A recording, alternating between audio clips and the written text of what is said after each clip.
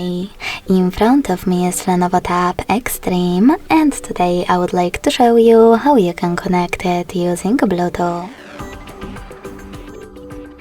Begin by going into Settings and clicking on Bluetooth section.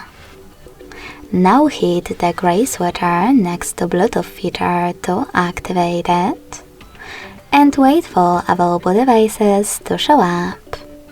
When they do, click on the one that you wish to connect to. Now select Pair in the pop-up and wait for the other device to accept your connection request.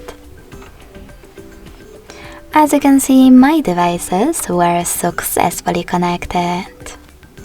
Thanks so much for watching. If you enjoyed this video, don't forget to leave a like, comment and subscribe. Bye!